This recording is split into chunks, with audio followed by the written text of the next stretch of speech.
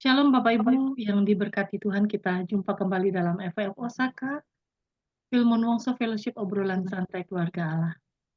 Malam hari ini hamba Tuhan yang akan memberkati kita dengan firman Tuhan yaitu Pastor Dr. Roni Worang dari Manado. Beliau akan membawakan topik khusus yaitu The Power of Salvation dari Roma 1:16-17. Bagi hambanya Pastor Roni Worang saya serahkan waktu. Silakan Pastor. Baik, terima kasih. Saya sudah bisa share screen Silakan atau Pastor. oke, siap.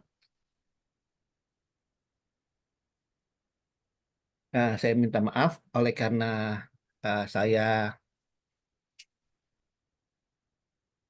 dari pagi saya mengikuti bootcamp dari Kampus Merdeka. Kampus Merdeka ini adalah satu program dari Kemendikristek. Jadi ini memungkinkan mahasiswa yang kuliah di Indonesia ini untuk mendapatkan mata kuliah sesuai dengan bakatnya, sesuai dengan bidangnya.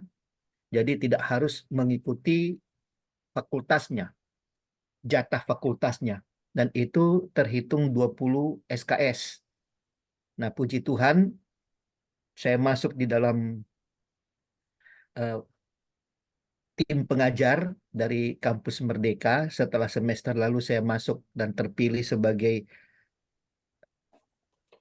pengajar atau dosen di Wirausaha Merdeka. Semester ini saya terpilih lagi untuk masuk di dalam Kampus Merdeka, program Kampus Merdeka. Puji Tuhan, walaupun hanya dengan ijazah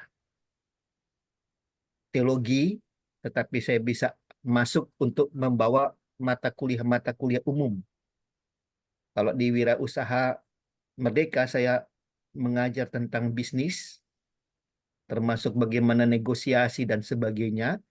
Tetapi kalau di Kampus Merdeka ini saya membawakan Communication Mastery dan Public Speaking Mastery. Jadi mungkin kalau Public Speaking Mastery masih ada hubungan dengan teologi karena itu dekat dengan homiletika. Tetapi kalau Communication Mastery itu memang jauh, agak-agak jauh. Itu paling-paling kalau di bangku teologi dapatnya komunikasi pastoral, atau kalau yang ambil di jurusan leadership, komunikasi kepemimpinan atau leadership communication. Baik, saya sudah bagikan screen. Saya coba besarkan. Malam hari ini saya akan membawakan satu tema khusus. Minta maaf kalau yang diberikan ke saya sebenarnya jatah adalah eksegesis ya, eksegesis daripada Mazmur 13, tapi saya kontak Ibu Ayu, saya bilang, aduh minta maaf Bu, saya nyerah karena saya waktu ambil S2 itu lebih banyak diajar oleh dosen-dosen Perjanjian Baru. Ini masalahnya eksegesis. Kalau eksposisi masih berani saya untuk eksposisi Mazmur, tapi kalau eksegesis nyerah deh karena itu di luar bidang keahlian keilmuan ya. Kalau mungkin urapan Roh Kudus bisa sama, tapi kalau keahlian keilmuan, nah itu di luar bidang saya. Jadi saya sedikit ada tema khusus malam hari ini tentang the power of salvation. Roma 1 ayat 16 dan 17 berkata, sebab aku mempunyai keyakinan yang kokoh dalam Injil, karena Injil adalah kekuatan Allah yang menyelamatkan setiap orang-orang percaya, pertama-tama orang Yahudi, tetapi juga orang Yunani.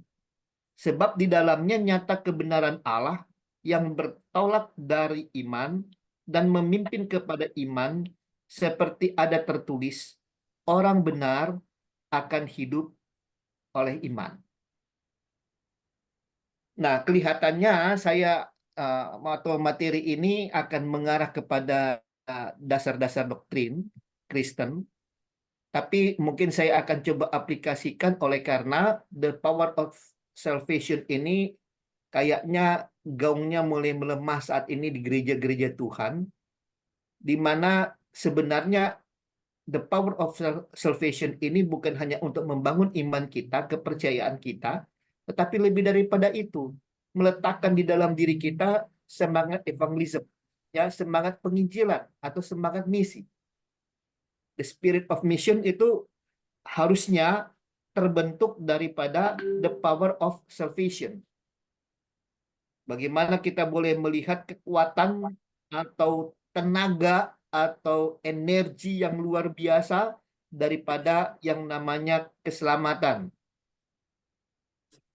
Di dalam Amplified dikatakan, for I am not ashamed of the gospel atau good news of Christ, for it is God's power working unto salvation for deliverance from eternal death to everyone who believes with a personal trust and a confident surrender and firm reliance to the Jew first and also to the Greek.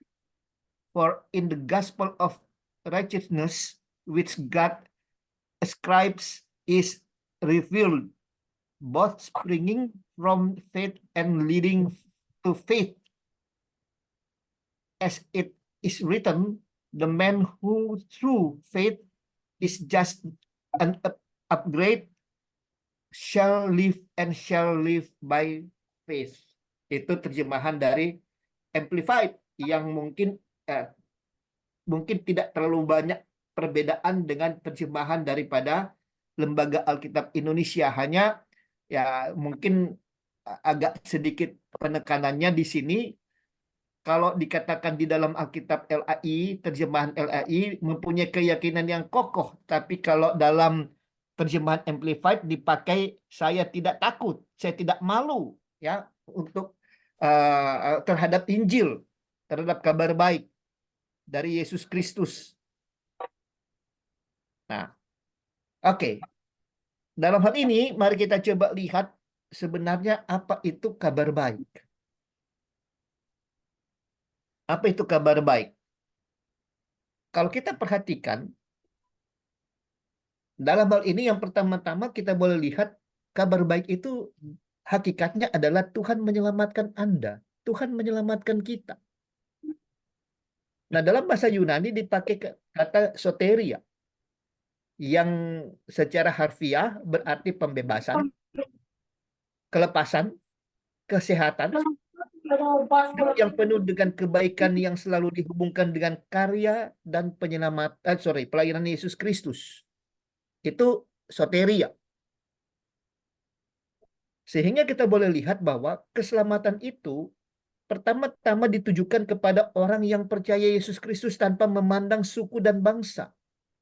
Walaupun kalau kita perhatikan, ya, bahwa awal mula atau dalam rancangan Allah, awal mula keselamatan itu ditujukan kepada bangsa Israel. Tetapi kita puji Tuhan, oleh karena bangsa Israel itu menolak, sebenarnya mereka tidak menolak karya keselamatan, tetapi mereka menolak pribadi Kristusnya. Ya, pribadi Kristusnya. Oleh karena mereka menganggap bahwa Kristus itu hanya seorang nabi, hanya seorang rabi, dan bukan sebagai Tuhan.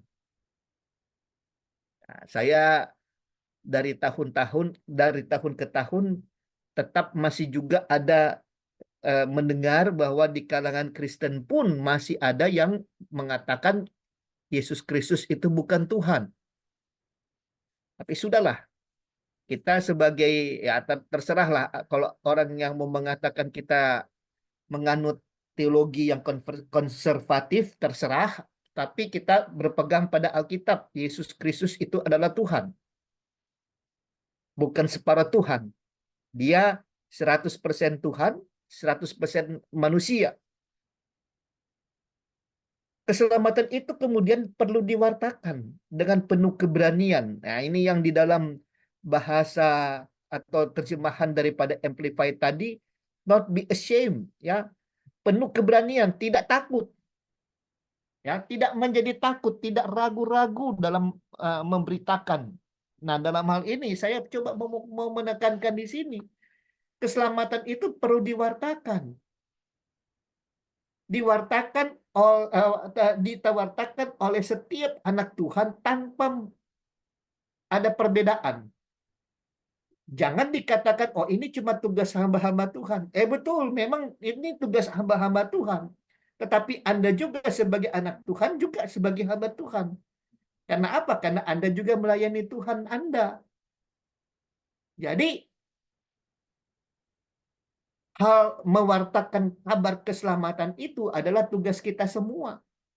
Sehingga jangan kemudian kita kemudian berkelit, ini kan tugas dari segolongan orang Kristen tertentu. Tidak, ya. Mari kita lihat yang kedua.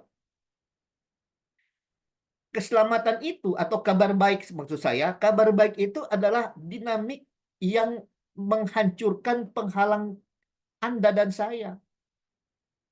Dikatakan di situ Injil memiliki kekuatan. Dalam bahasa aslinya sebenarnya bukan dipakai power, tetapi dipakai dari kata Yunani dunamis. Inilah yang asal kata daripada dinamit atau dinamo. Ya, beberapa eh, eh, kata-kata jadian yang dibentuk daripada kata dasar ini, dunamis ini. Nah, kekuatan atau dunamis ini untuk apa? Untuk menghancurkan segala penghalang bagi keselamatan Anda. Ya, mungkin bagi Anda orang-orang tertentu ya dengar khotbah yang adem ayem saja Anda bisa meneteskan air mata.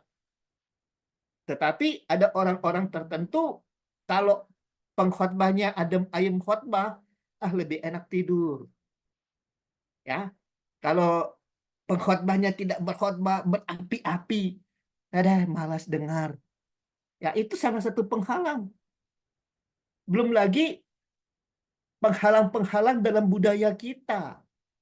Ya, penghalang-penghalang dalam budaya kita.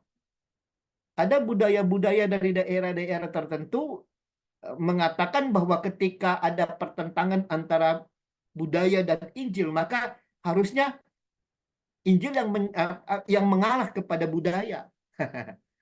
Ya, ini dia. Ini yang perlu dihancurkan, dan kabar baik Injil itu menghancurkan segala penghalang bagi keselamatan manusia. Kadang-kadang ya, ketika orang percaya disuruh menginjil, salah satu keberatannya adalah, aduh kita tidak pandai. Nanti kalau orang yang saya injili itu kemudian bertanya tentang Tritunggal, saya mati. Ya, tetapi Anda lupa bahwa Anda membawa kabar baik, dan kabar baik itu akan menghancurkan penghalang dari orang itu. Ya, akan menghancurkan penghalangnya, akan menghancurkan, oke lah kalau dia memang jago filsafat yang bisa memutarbalikkan tentang Tritunggalnya kekristenan, ya, tapi Anda harus yakin bahwa Injil itu akan menghancurkan pandangannya. Itu. Ya. Nah, ini dia. Sehingga mari kita punya keberanian untuk memberitakan Injil. Penghalang itu bukan Anda yang menghancurkan, tapi Injil itu sendiri yang menghancurkan. Inilah sebabnya sehingga keselamatan itu dikatakan sebagai anugerah Allah. Kenapa? Karena bukan Anda, bukan pribadi Anda yang menghancurkan. Ya, tetapi Injil itu, kabar baik itu, kabar keselamatan itu sendiri yang menghancurkan, yang kita tahu itu dihasilkan dari kasih karunia Allah. Makanya di bagian firman Tuhan yang lain, Paulus berkata, kita diselamatkan oleh kasih karunia Allah. Ya, bukan oleh perbuatan kita, bukan dari usaha kita. bukan dari upaya keras kita. Selain dosa dan penghalang bagi keselamatan Anda, Injil pula dapat menghancurkan penghalang-penghalang lainnya di dalam hidup Anda. Misalnya, kekecewaan Anda. Ya, ada orang-orang tertentu kecewanya kepada manusia, tapi merembetnya ke Tuhan. Tuhan dipersalahkan. Begitu juga dengan sakit hatinya. Sakit hatinya sebenarnya kepada manusia atau kepada peristiwa, tetapi di apa di bukan dilimpahkan tapi diluapkan kepada Tuhan juga. Kemarahan dan ya lain sebagainya. Ada orang-orang tertentu memang penghalang-penghalang ini seperti ini yang dihadapi. Sehingga ketika mereka diperhadapkan kepada Injil, mereka cenderung menolak. Nah, karena itu sebagai seorang pemberita Injil, maka kita harus yakin bahwa bukan kekuatan kita yang akan mengalahkannya, tetapi kuasa Injil itu yang akan mengalahkan segala penghalang itu. Sehingga mari, ya, mari. Jangan pernah ragu.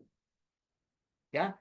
Dan kalau misalnya ada di antara Anda juga yang saat ini masih meragukan dengan kebenaran Injil, saya sangat yakin saat Anda mendengarkan firman Tuhan ini, Roh Kudus akan bekerja dan akan mengaktifkan kuasa Injil itu dalam diri Anda.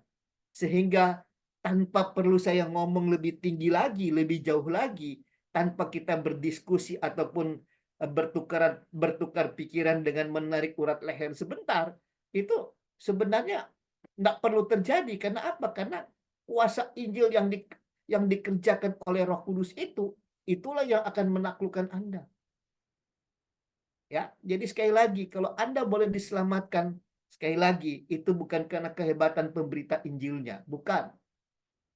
Kalau Anda juga memberitakan Injil dan kemudian orang yang keras hati itu kemudian bertobat, itu juga bukan karena Anda, tetapi karena kekuatan Injil yang dipakai oleh Roh Kudus untuk dapat menghancurkan semua penghalang-penghalang itu. Dan yang ketiga, kabar baik. Injil itu adalah kasih karunia Allah yang mengubah hidup Anda. Dalam hal apa kasih karunia Allah yang mengubahkan hidup Anda itu terjadi melalui kuasa Injil? Pertama, dia akan menyikapkan keberadaan Anda sebagai orang berdosa dan selayaknya mendapat hukuman. Itu yang saya katakan tadi. Kalau memang kuasa Injil sudah bekerja, walaupun pemberita Injil kepada Anda itu ngomongnya pelan-pelan, tidak berapi-api, kelihatannya loyo, tidak punya semangat, tapi perhatikan, karena kuasa Injil itu sudah bekerja dengan menyingkapkan keberadaan Anda sebagai orang berdosa, tanpa Anda sadar, Anda sudah mulai keluar air mata, mengalir di pipi kiri, di pipi kanan, di pipi kanan maksud saya. Ya. Sekali lagi, itu bukan karena kehebatan pemberita Injilnya kepada Anda, tetapi karena kuasa Injil itu yang bekerja. Dia akan mengubah hidup Anda.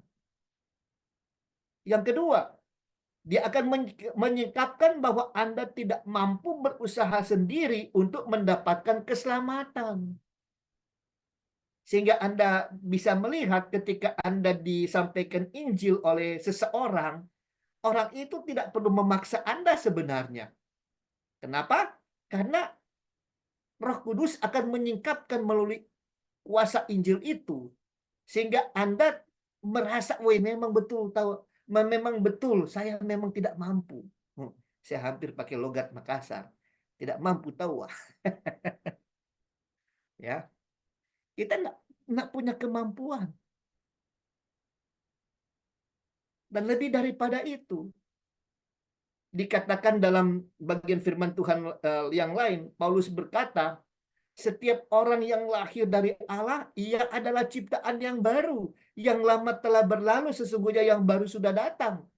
Itu dikerjakan dari mana? Itu dikerjakan dari kuasa Injil. Sehingga Anda mampu untuk mengubah hidup Anda dari manusia lama mengenakan manusia baru. mengenakan perilaku-perilaku baru. Anda yang mudah marah, yang mudah tersinggung, yang suka mencuri, ya, yang suka bohongin orang, ketika bertemu dengan kuasa Injil, tanpa Anda sadar, tanpa Anda bisa tahan, itu mulai minimal berkurang. Ya, minimal berkurang. Maksimal tidak lagi dilakukan. Walaupun ya untuk beberapa orang itu terjadi instan, tetapi pada beberapa atau kepada banyak orang itu terjadi melalui proses. Ya, karena bagian firman Tuhan yang lain juga dikatakan diperbaharui dari hari ke hari. Ya, tetapi sekali lagi, mau dia instan, mau dia by proses, semuanya dikerjakan oleh kuasa Injil yang sama. Yang ketiga, kasih karunia Allah yang mengubah hidup Anda itu nampak dalam hal dia atau kuasa Injil itu memampukan Anda untuk percaya dan menerima Yesus sebagai Tuhan dan Juru Selamat serta hidup di dalamnya. Hidup di dalam perintah-perintahnya. Makanya dalam bagian firman Tuhan yang lain dikatakan oleh Rasul Yohanes, perintah-perintah Tuhan itu tidak ada yang berat. Kenapa tidak ada yang berat? Karena sudah dikerjakan oleh kuasa Injil. Dikerjakan oleh kuasa Injil. Nah, 3 hal ini saja sudah memberikan kepada kita bahwa memang Injil itu dahsyat. Dahsyat. Bahkan lebih dahsyat dari apa yang dapat kita duga. Apa yang dapat kita bayangkan tentang kuasa Injil itu sendiri. Karena itu, Bapak Ibu, saya yakin semua di antara kita ini mungkin adalah orang-orang yang sudah percaya, sudah menerima Tuhan Yesus sebagai Tuhan dan Juru Selamat Anda. Tetapi izinkan saya mengingatkan kepada Anda. Saatnya Anda membagikan berita Injil itu kepada orang lain tanpa ragu.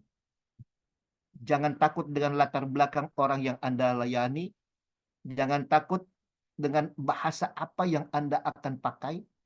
Jangan takut kalau Anda tidak memiliki pengetahuan teologi yang cukup. Dan jangan pernah khawatir kalau misalnya Anda bahkan jarang buka Alkitab. Karena apa? Karena yang penting Anda tahu kebenaran firman, yang penting Anda pernah membaca satu ayat, ingatlah bahwa Roh Kudus itu akan bekerja untuk mengingatkan Anda sehingga secara otomatis ya itu akan keluar, akan terucap dari Anda. Kadang-kadang Anda tidak sadar itu sudah terungkap.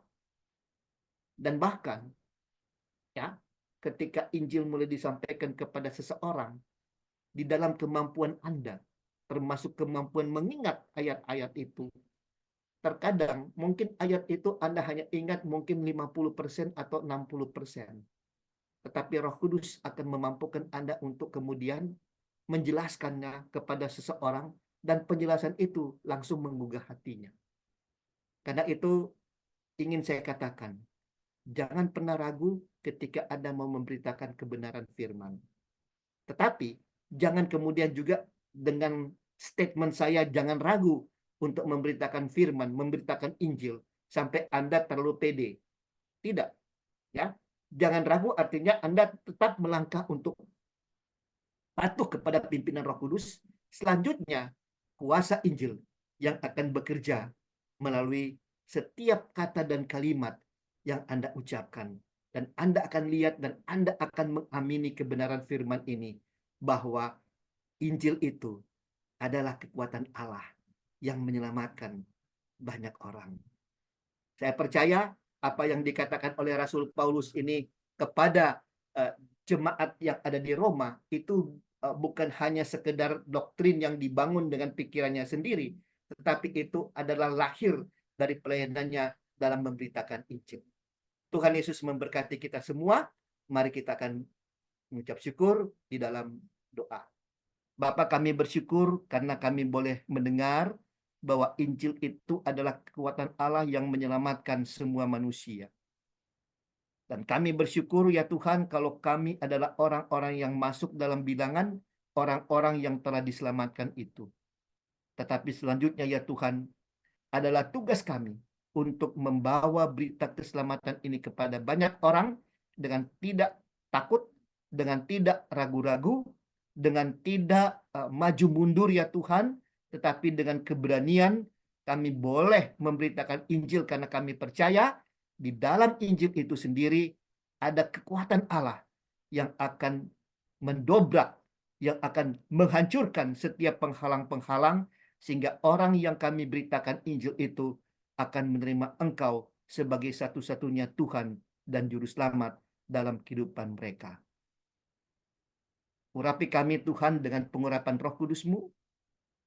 Penuhi kami dengan kuasa Roh Kudus-Mu sehingga kami punya keberanian untuk memberitakan Injil.